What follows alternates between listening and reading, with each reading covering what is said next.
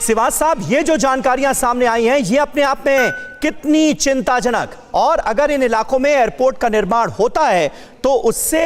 चीन कैसे और ज्यादा ताकतवर हो सकता है और हमें कितना तैयार रहना होगा? समय इसमें कोई राय नहीं कि चीन बहुत ज़्यादा तैयारी कर रहा है, स्पेशली भूटान, सिक्किम और नेपाल के इलाकों में। सिक्किम के ऑपोजिट और नेपाल और भूटान के भी कुछ एक इलाके में जिस प्रकार से उसने एयरफील्ड बनाई है लाइन ऑफ एक्शन कंट्रोल में,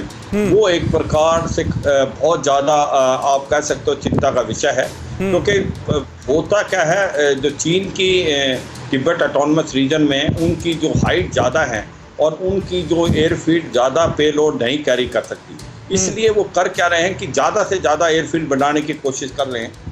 जिससे उसको फ़ायदा हो जाएगा। सुमित चौधरी हमारे साथ मौजूद हैं। सुमित, ऐसे में जाहिर है इन तमाम जानकारियों के मद्देनजर और इन तमाम जानकारियों के सामने आने के बाद जोरदार तैयारियां भी इस तरफ कर ली गई होंगी। देखिए, बिल्कुल, अगर ये बातें हमारे सामने या रिपोर्ट्स में आ रही हैं लगातार, तो आप मान के चलिए समीर, इसकी जानकारी हमारे सिक्योरिटी फोर्सेस को बहुत लंबे समय पहले से होगी। लेकिन इंपॉर्टेंट क्या है कि पिछले 1-1.5 साल से अगर आप देखें कि भारत और चीन के बीच में जो लगातार विरोध या फिर आप कह सकते हैं जो तकरार थी, वो LAC पर थी। अब चीन उन तकरारों को या फिर उन कन्फ्लिक्ट को दूसरे देशों के साथ जो भारत की सीमा लगती है उन पर भी लेके जा रहा है, चाहे वो नेपाल हो, चाहे वो भूटान हो या दूसरे इलाके हो। अभी मोटे तौर पर कहा जा रहा है कि नेपाल की सरजमी के आसपास ना सिर्फ चीन ने अपने उनके जो गांव है सीमावर्ती इलाकों में वहां पर अपने इंफ्रास्ट्रक्चर बनाए हैं, बल्कि उसी के पास अपने ये एयरपोर्ट्स या फिर आप कह सकते हैं एयरस्ट्रिप्स को निर्माण कर रहा है ताकि